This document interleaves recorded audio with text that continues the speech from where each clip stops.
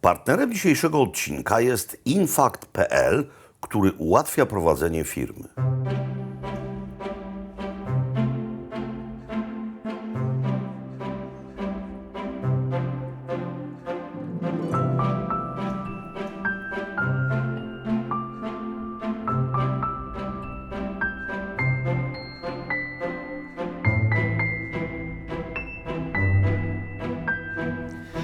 Choć to początek programu, słowo dzień dobry, zważywszy na porę dnia, jest nie na miejscu, ponieważ dzień chyli się ku końcowi. Powinienem powiedzieć dobry wieczór. Jeśli oglądaliście nasz poprzedni odcinek z wietnamskiej epopei, to być może pamiętacie, że rozstaliśmy się na wodach Zatoki Halong. I po owym wspaniałym rejsie wsiedliśmy w naszego busa Limo. Pokonaliśmy 3,5 godziny drogi i dotarliśmy tutaj. Co to znaczy tutaj? To znaczy, że jesteśmy w prowincji Ninh Binh. Owa prowincja jest często nazywana lądowym Halong. Dlaczego? Ano dlatego, że bardzo podobne, jakże charakterystyczne formy, ostańce, góry, pomiędzy nimi rzeki. To jest jakby Zatoka Halong, tylko bez morza. Woda będzie, ale pod postacią rzeki. No i jesteśmy tutaj w bardzo przyjemnym resorcie, tak się to mówi, domki. Jesteśmy tutaj prawie sami. Jest basen, co prawda nie jest to lato i nie będziemy się w nim kąpać. W tej chwili skromne 22-23 stopnie, ale jest pięknie. I naszym celem jest jutro, rano, pokazać wam piękno owej ziemi, opowiedzieć o niej, opowiedzieć o jej historii i postarać się wam udowodnić, że owe konotacje pomiędzy Ninh Binh a Halong, konotacje wizualne, nie są przypadkowe, chociaż już w tym miejscu wyraźnie to widać. No zobaczcie, gdyby tutaj była woda Morza Południowochińskiego, a to by ponad ową wodę wystawało, no to byłoby Halong po prostu. Więcej zobaczymy jutro.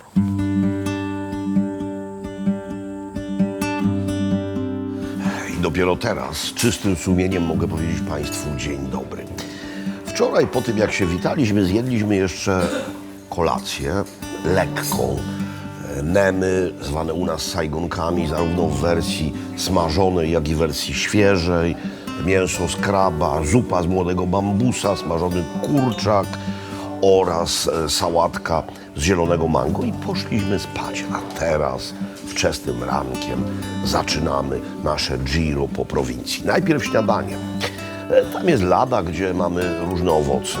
Ja już mam tutaj przed sobą ową wspaniałą wietnamską kawę z odrobinką mleka skondensowanego, no i propozycje śniadaniowe. Albo bagietka, banh mi, taka mini bagietka z różnego rodzaju dodatkami, albo omlet, albo pho bo, czyli pho wołowe. Już wiecie, pho to ów właśnie ryżowy makaron, a bo oznacza, że to jest z wołowiny. Gdyby to było pho ga, to byłoby z kurczaka. To jest rzecz śniadaniowa i na północy mniej rozbudowana, jeśli chodzi o dodatki. Ale wszyscy twierdzą, że tak naprawdę najlepsze pho jest właśnie tutaj, na północy Wietnamu. Bo istotą tego jest potęga wywaru. Więc żadnego octu ryżowego z czosnkiem, jest tylko trochę lemonki i jest tylko trochę chili.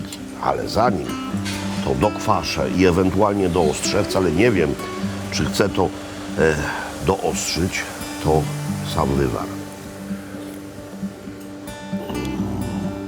Moc niezwykła.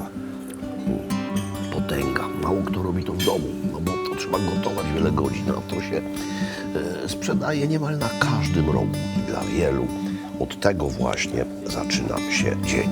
Więc i ja od tego zaczynam dzień, a za chwilę będziemy wgłębiać się w piękno tych okolic. No, troszeczkę i może odrobinka chili.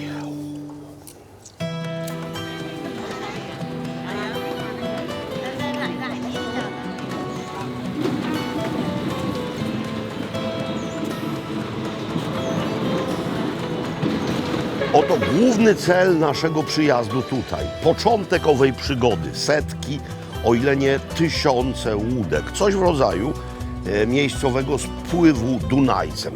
2 z tych łódek zabiorą nasze wątłe i smukłe ciała. Wybraliśmy trasę, bo trasy owego spływu się wybiera. Wybraliśmy trasę najkrótszą, ale podobno niezwykle spektakularną. Zresztą za chwilę to wszystko zobaczycie.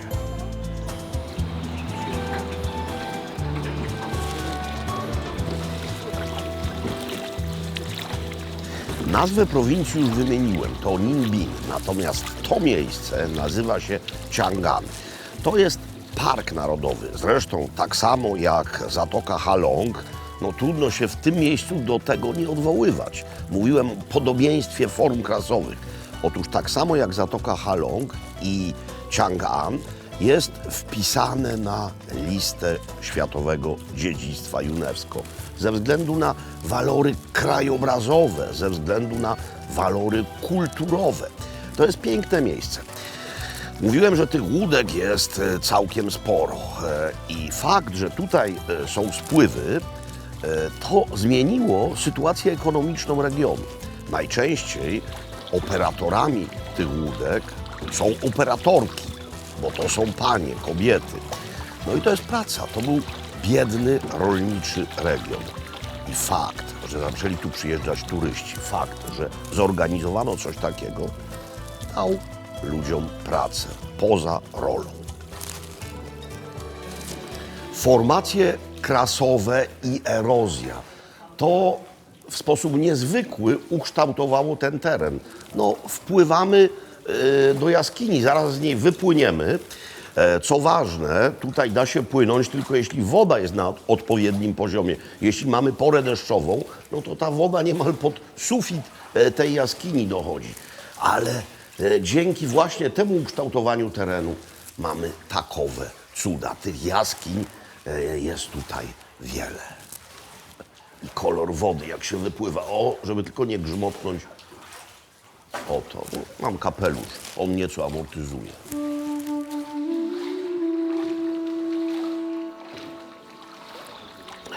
Przed nami kolejna jaskinia. Dawno nie płynąłem spływem Dunajca, więc nie wiem, jak tam jest teraz. Tutaj kapoki są obowiązkowe. Pewnie już na Dunajcu też. Jaka jest różnica? No taka, że tutaj z żadnej łodzi nie dobiega chóralny śpiew hej sokoły, tak jak w Pieninach. No i w Pieninach nie wpływa się w takie groty skalne. Jak siedzę tyłem do tego, to czuję się niepewnie, żeby łbem w coś nie przywalić. Więc przepraszam, będziecie teraz widzieli moje wspaniałe truakat. 250 metrów. Wang, jaskinia Wang. Wszystko zrozumiałem z napisu. Po angielsku było. 250 metrów długości.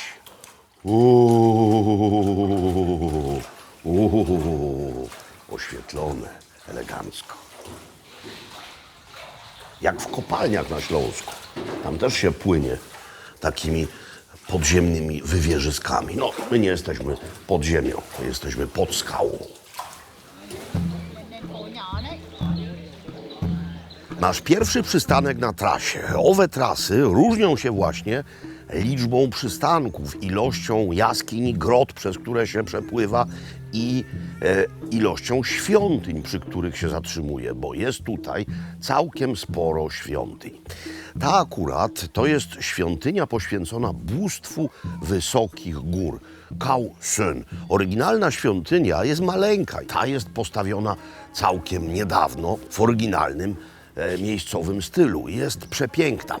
Kim się miało opiekować owo bóstwo? No, tutejszymi ludźmi. Miało ich chronić przed klęskami naturalnymi, dawać im pożywienie. I te miejsca są odwiedzane nie tylko przez turystów. W Nowy Rok tutejszy, chiński, księżycowy, ruch na wodzie jest ogromny. Jak mi powiedziano przed chwilą, do niektórych z tych świątyń czeka się w kolejce po ładnych parę godzin, by móc się do środka dostać. Cao Sơn, bóstwo wysokich gór.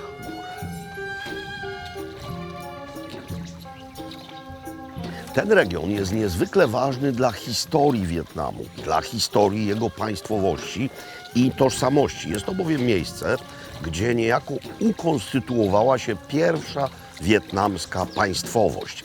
No, przesądzało o tym położenie terenu. Góry, miejsce trudno dostępne, łatwo się było bronić przed najeźdźcami, ale są tutaj, mówię teraz o całej prowincji, tereny płaskie, więc tam są pola ryżowe, więc była również aprowizacja. O tym jeszcze będę dzisiaj mówił. A teraz jeszcze jedna rzecz, już filmowa. Znowu odwołam się do poprzedniego odcinka. Przy Zatoce Halong mówiłem między innymi o tym, że kręcono tam film Kong, Wyspa Czaszki. Ten film kręcono również tutaj i właśnie mijamy wysepkę, na której mamy pozostałości planu filmowego z Wyspy Czaszki, Konga. Zresztą jedna z tras wiedzie szlakiem kręcenia owego filmu w tym właśnie regionie. W tej jaskini, a ona ma 320 metrów długości, muszę zdecydowanie siedzieć przodem do kierunku płynięcia, bo spójrzcie na owe niezwykłe nacieki skalne, stalaktyty. No i tutaj naprawdę można gruchnąć głową w coś takiego. Gdyby to było w Austrii albo w Szwajcarii, to płynącym wkładaliby na głowy hełmy, a gdyby to było w Prusach, to byłyby to Pickelhauby być może ze stalagmitem, ale jestem czujny na wszelki wypadek. Hełmu nie mam. Jak określić polskim mianem to, co w tej chwili tu widzimy? No można by powiedzieć muszla koncertowa albo teatr na wodzie. Tak, to nie jest oryginał, to jest odtworzone, ale tradycyjnie właśnie w tym miejscu od dawien dawna zbierali się artyści, podpływając tutaj, grali, śpiewali i oddawali cześć temu otoczeniu. A teraz garść przydatnych informacji od wujka Roberta. Nasza trasa, ta, którą wybraliśmy, to mniej więcej 2–2,5 godziny rejsu. Bilet od osoby kosztuje 300 000 dongów, czyli mniej więcej 42 zł. Na łódkę wchodzą 4 osoby i jeśli się wykupi 4 bilety, to można nawet samemu płynąć, można płynąć w 2 osoby, to całkowicie od nas zależy. Na naszej trasie mamy 4 świątynie, to jest druga, którą odwiedzamy. Świątynia Niebiańskiego Strumienia, ale jak już wcześniej wspominałem, można te trasy samemu wybierać. Może być więcej świątyń, może być więcej jaskiń, może być w końcu więcej Konga, Wyspy Czaszki. To zależy od Was. No i oczywiście warto tutaj być wcześnie rano. Im później, tym większy płoch. To tyle.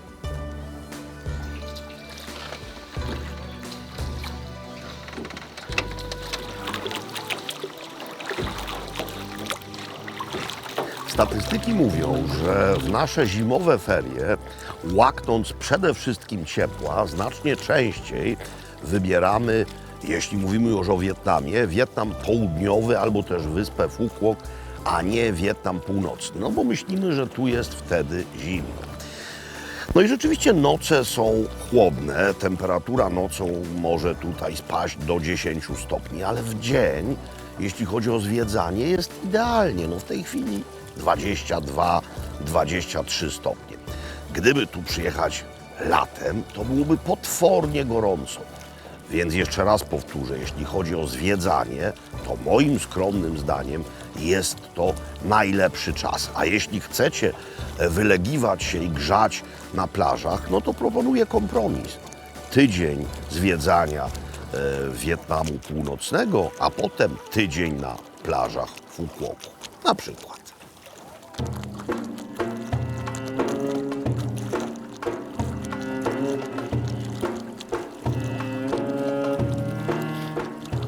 Jesteśmy 10 minut jazdy autem od miejsca, w którym to odbyliśmy nasz wspaniały rejs.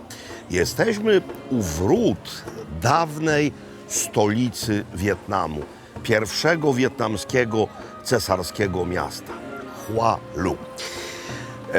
Żeby zrozumieć, o co chodzi, musimy teraz przenieść się w czasy Mieszka I, ale do Wietnamu. Otóż wówczas to w X wieku tymi terenami zarządzała chińska dynastia Tang, która wszakże chyliła się ku upadkowi. No i te tereny były podzielone między lokalnych wodzów. Jeden z nich, Dinh Tiên Quang, postanowił zjednoczyć tę ziemię i ustanowić państwo wietnamskie. Ogłosił się w roku 968 cesarzem, a to miejsce wybrał na swoją stolicę właśnie. I to była pierwsza stolica Wietnamu. Dopiero potem przeniesiono ją do Hanoi. W przeciwieństwie do Hanoi, które jest stolicą w dalszym ciągu, jest żywym miastem, tutaj mamy już tylko pozostałości, ale na tyle historycznie ważne, że musimy tam na chwilę choć wkroczyć.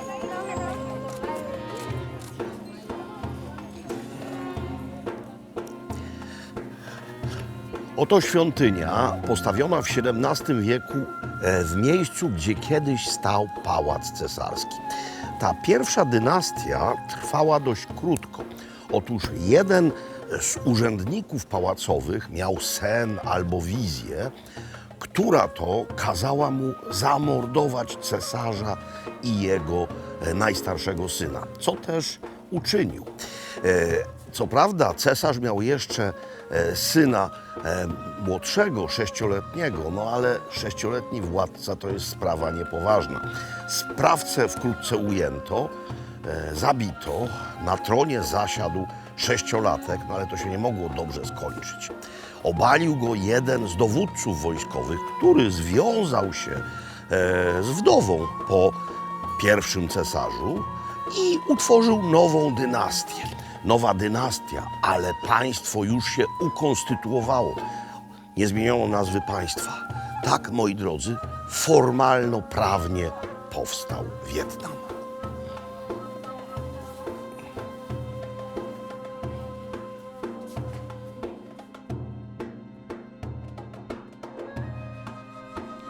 Świątynia z XVII wieku, jak rzekłem, no ale to też niebagatelna sprawa, zwłaszcza, że nie była nigdy zburzona ani zniszczona. To jest oryginał. Tutaj jeszcze widzimy napisy po wietnamsku, ale chińskim alfabetem pisane. Dzisiaj Wietnamczycy używają alfabetu łacińskiego z pewnymi modyfikacjami, no ale to już późniejsza historia. To wpływ Francuzów.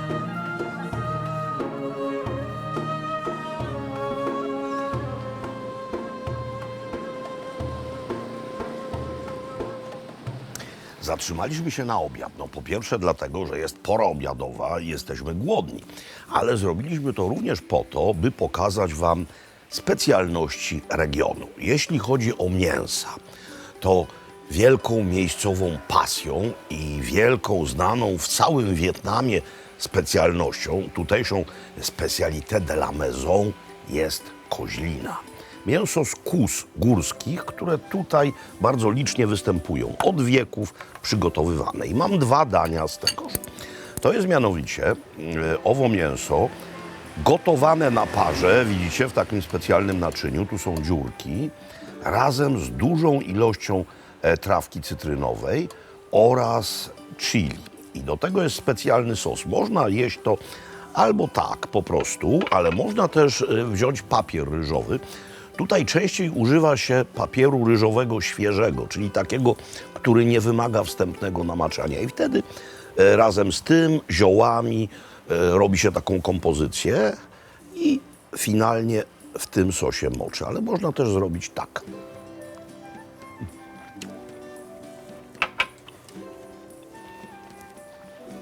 Mięso jest miękkie i bardzo aromatyczne. To jest również koźlina, przygotowywana metodą stir fry, czyli cienkie paski smażone bardzo szybko na mocnym ogniu w woku, razem również z trawką cytrynową, razem z chili, znacznie więcej chili, to jest delikatne, A to powinno być lekko pikantne. Jest tu cebula, jest tu zwykła papryka, jest też sezam. Tak. Wyraziste w smaku, świetne. Jeśli mówimy o papierze ryżowym, to tutaj mamy klasykę ogólnowietnamską, czyli fresh rollsy, naleśniczki z tegoż papieru, w środku lekko podgotowane krewetki, w środku makaron ryżowy vermicelli, zioła, no i to moczymy, sos klasyka, czosnek, sos rybny, woda, cukier, trochę octu, chili. Ale wróćmy do czegoś, co jest pieczęcią tego miejsca. Mianowicie taki charakterystyczny smażony ryż, to się nazywa com chai. Jak to się robi? Najpierw ryż się gotuje. Gotuje się dość długo, pozwalając mu niejako przywrzeć do dna naczynia. Następnie bierze się te fragmenty owego ryżu, wykrawa z tego takie kawałki i smaży w głębokim tłuszczu. To jest rzecz tu wszechobecna, można to kupić w woreczkach. Doskonała przekąska, no nie jest to niskokaloryczna sprawa, gdyż jest to smażone w głębokim tłuszczu, ale 5 razy lepsze niż popcorn. Jest z różnymi dodatkami. Ja mam dodatek obiadowy. Mianowicie, tutaj w parze z owym ryżem mamy wywar na kurczaku, zagęszczony skrobią, prawdopodobnie kukurydzianą. No i teraz sobie zrobię sobie tak, jak chciałem. Czyli wezmę tego troszeczkę, zanurzę w tym, gdyż ten ryż ma dość neutralny smak. Poza tym, że jest chrupiący i przyjemny, to za chwilę będzie jeszcze przesiąknięty smakiem tego wywaru. Delikatna, esencjonalna, bardzo dobra zupa. No i gdyby ktoś chciał trochę zieloności, to tutaj smażone kapustki pak choi, cak, cak, cak, to się króciutko smaży. Sos sojowy albo rybny, jeszcze nie wiem, zaraz wam powiem. Chodź tu kapustko.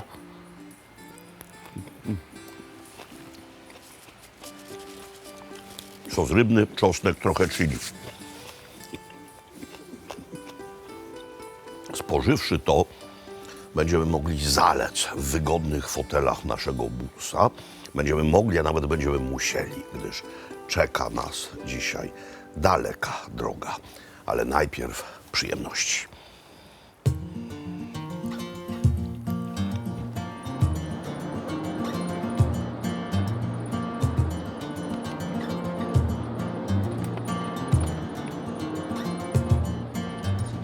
Do pokonania mamy 400 kilometrów. To jest całkiem spory dystans, zważywszy na fakt, że droga, choć całkiem wygodna, bardzo często dwupasmowa, to nie jest autostrada i rzadko jedziemy szybciej niż 80 na godzinę, ale dzięki temu mogę podziwiać krajobrazy. No i jest niemal jak w piosence Janusza Gniatkowskiego, chociaż to nie Indonezja oczywiście, ale pola ryżowe mokną w wodzie. Bawoły groblą ciągną wóz? Nie ciągną, są groble. Widziałem mnóstwo bawołów, ale nie ciągnęły już wozów. Miejscowe rolnictwo jest zmechanizowane. Oprócz bawołów widziałem mnóstwo takich charakterystycznych traktorko-kombajnów do obróbki pól ryżowych właśnie. Wietnam w tym miejscu jest dość wąski.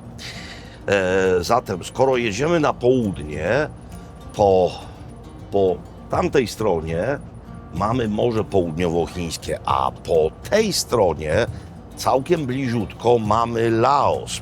Momentami, mym skromnym zdaniem, to jest nie więcej niż kilkanaście kilometrów do granicy z Laosem. No i na razie jeszcze coś widać, gdyż słońce co prawda już się schowało, ale jest jego przepiękna poświata właśnie gdzieś tam w stronę Laosu widoczna. No i dojedziemy po ciemku. dojedziemy dość późno.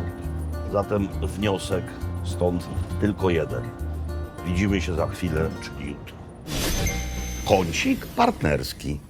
Partnerem dzisiejszego odcinka jest Infact, czyli połączenie aplikacji do faktur, ZUS-u i kosztów z osobistym księgowym. Infact ułatwia prowadzenie firmy, umożliwia opłacanie podatków jednym kliknięciem lub poprzez autopłatności. Aplikacja wyświetla również statystyki.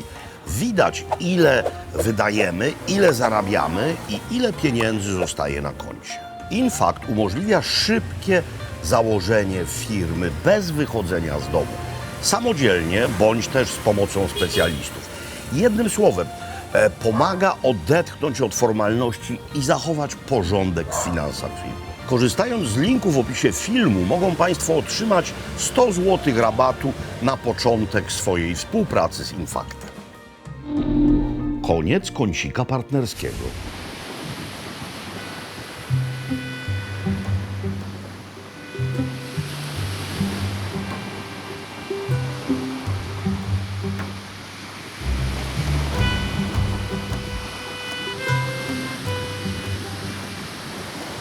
Doprawdy wspaniale jest obudzić się w miejscu nowym i nieznanym. A to miejsce jest dla mnie nowe i nieznane po trzykroć. Opuściliśmy już północny Wietnam, więc po raz pierwszy w mym życiu jestem rankiem wczesnym w Wietnamie Środkowym. Po drugie, po raz pierwszy jestem w tejże prowincji, Quang Binh. W końcu po trzecie, jesteśmy w mieście Dong Hoi. Nigdy tutaj wcześniej też nie byłem. No i różnica od razu ta, którą zauważam. Klimat się ociepla. Ja mam jeszcze na sobie, wiedziony wcześniejszym doświadczeniem, odzież północno-wietnamską na tę porę roku. Ale tutaj jest w tej chwili, mimo że mamy poranek, już 20 kilka stopni. Mimo tej bardzo przyjemnej bryzy od Morza Południowochińskiego jest mi ciepło. Chwała Bogu, że włożyłem klapcążki.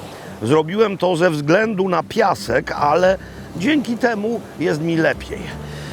Moi drodzy, no, to jest tak ładne miejsce, że trzeba je podsumować jakąś cytatą, a najlepsza będzie kontynuacja dzieła nieśmiertelnego Janusza Gniatkowskiego z leciutką tylko modyfikacją. Morze bryzgiem fal pieści plaży brzeg, pocałunkiem fal Wietnam. Przepraszam.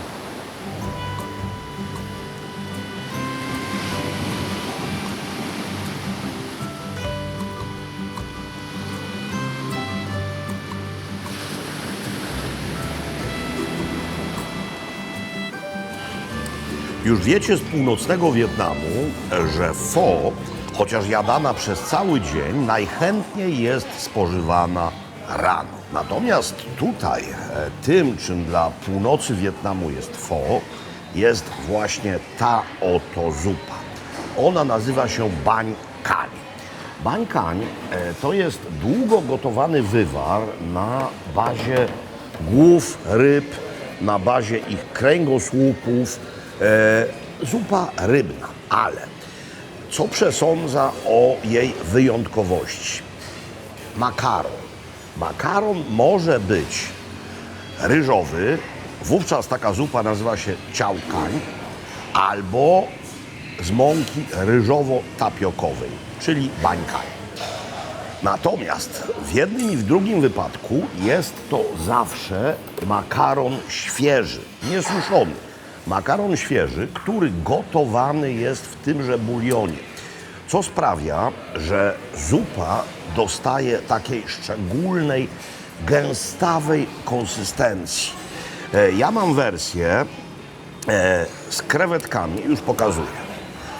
Wersję mam tak, z krewetami, z mięsem z kraba, z takimi rybnymi pulpecikami oraz z wodorostami. Tradycyjnie do tego podaje się coś, co u nas nazywamy sajgonkami. W Wietnamie na to się mówi nem, ale tutaj na to się mówi ram. No i to się po prostu w tymże moczy. To można doprawić. Co mamy do doprawienia? No klasyka. Miejscowa wersja sriraczy.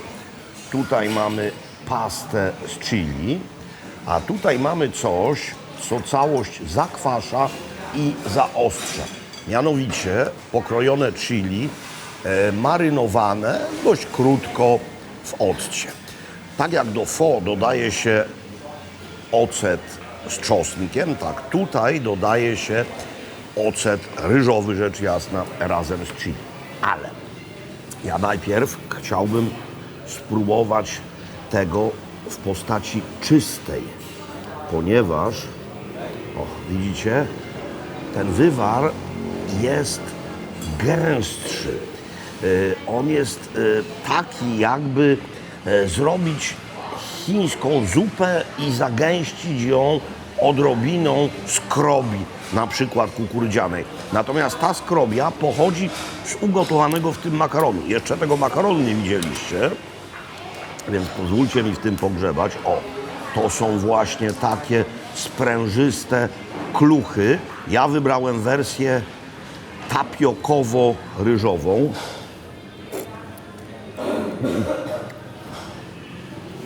Jeśli ktoś lubi makaron al dente, a ja właśnie taki lubię, to jest idealna rzecz. On sprężynuje pod zębami, nie jest bezlitośnie na miękko rozgotowany. A wywar, no wywar już to czuję, jest po prostu tak cudownie morski. Głębia smaku, bardzo długo gotowane, odszumowywane. Wodorosty dodają temu takiego morskiego twista. To jest wspaniała zupa. To jest wspaniała zupa i będę się rozglądał w Polsce. Być może jakiś lokal wietnamski to robi albo będzie robił, bo to jest naprawdę godne najwyższej uwagi. Jak mniemam, ów ram jest również z mięsem z kraba. No jest tam na pewno wermiszel ryżowy.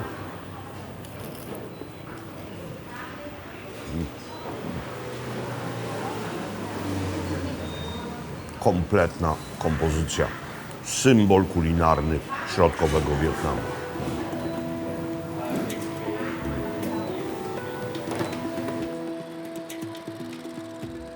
Akwen, który w tej chwili widzicie, to już nie Morze Południowochińskie, a rzeka Nha Tle, która właśnie tutaj w Dong Hoi do owego morza wpływa. Ci przybysze z różnych stron świata, którzy przyjeżdżają w te strony, raczej nie wylegują się na plażach, chociaż jak sami widzieliście, są piękne, szerokie i piaszczyste, lecz traktują miasto jako bazę wypadową do zwiedzania jaskiń. W stronę nieodległej granicy z Laosem mamy przepiękne formacje krasowe i mnóstwo cudownych jaskiń. Miasto dzisiaj jest nowoczesne, ale do połowy lat 60. wyglądało zupełnie inaczej. Zmiana to smutny wynik wojny wietnamskiej. Otóż właśnie tędy biegł słynny szlak Ho Chi Minha, tędy i przez nieodległy Laos. Jesteśmy mniej więcej 100 kilometrów od dawnej strefy zdemilitaryzowanej, czyli granicy niegdysiejszej między dwoma państwami, Wietnamem Południowym i Wietnamem Północnym. I właśnie owym szlakiem północ dostarczała broń i różne inne rzeczy partyzantom Wietkongu, którzy walczyli na południu. Amerykanie, by temu przeciwdziałać, wszczęli operację Rolling Thunder, która polegała na masowych bombardowaniach celów w Wietnamie Północnym. No a ponieważ tędy biegł szlak Ho Chi Minha, więc bombardowano nie tylko ów szlak, ale zrównano z ziemią niemal całe miasto. To są ruiny dawnej świątyni rzymskokatolickiej, zostawione tak, by świadczyły o tym, jak okrutna to była wojna. W każdym razie, jeśli będziecie w tych stronach, to samo miasto i jego położenie i okolice to bardzo atrakcyjny temat. No, nie tylko jaskinie, również tunele z owego szlaku w okolicy można zwiedzać. Więc jeszcze raz, jak będziecie tutaj, to nie zapomnijcie o Dong Hoi.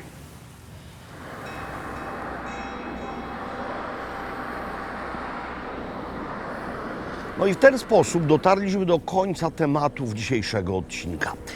Stoję w miejscu symbolicznym dla historii tego kraju. Pode mną płynie rzeka Ben Hai i to była kiedyś granica pomiędzy Wietnamem Północnym i Wietnamem Południowym. Podczas konferencji w Genewie podpisano tak zwane porozumienia genewskie w roku 1954, które wytyczyły strefę zdemilitaryzowaną teoretycznie wzdłuż 17 równoleżnika. No ale równoleżnik jest tylko śladem na mapie. Rzeczywistą granicą była właśnie ta rzeka. I ta granica nie do końca się pokrywała z owym równoleżnikiem, ale tak się to umownie nazywało. Miano przeprowadzić wybory i miano zjednoczyć kraj. A chodziło o to, by ta strefa zdemilitaryzowana oddzieliła walczące strony. Do owych wyborów nie doszło wówczas do zjednoczenia, no i rozpoczął się kolejny konflikt, kolejna wojna wietnamska, w którą w końcu zaangażowały się Stany Zjednoczone. Ten most, zbudowany kiedyś jeszcze przez Francuzów, niegdyś drewniany, był pewnego rodzaju symbolem podziału kraju, no bo teoretycznie most łączy, ale ten most dzielił. Mówi się dzisiaj w Wietnamie, że to jest najdłuższy most na świecie, ponieważ jego przejście zajęło 21 lat. Zarówno od strony południa, jak i od strony północy w czasie tego drugiego konfliktu nie dało się tego mostu przekroczyć. Tutaj powiewała flaga południowego Wietnamu, tam powiewała i nadal powiewa flaga Wietnamu Północnego, czyli czerwone tło i żółta gwiazda. Kolory dzisiaj inne. Ten od strony południowej się zgadza, żółty, ale od strony północnej połowa mostu była pomalowana na czerwono.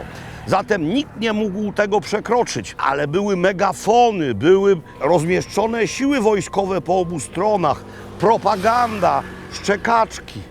No i tak to trwało i trwało. Dzisiaj ten most jest naprawiany, a my stoimy na sąsiednim, znacznie nowszym moście. Most, ale przy okazji świadectwo historii. Teraz swoje kroki skieruję w dalszym ciągu do środkowego Wietnamu, ale tam już był kiedyś inny kraj. A dzisiaj to jest jedno, ale następne odcinki będą się działy po tamtej stronie 17 równoleżnika i po tamtej stronie rzeki.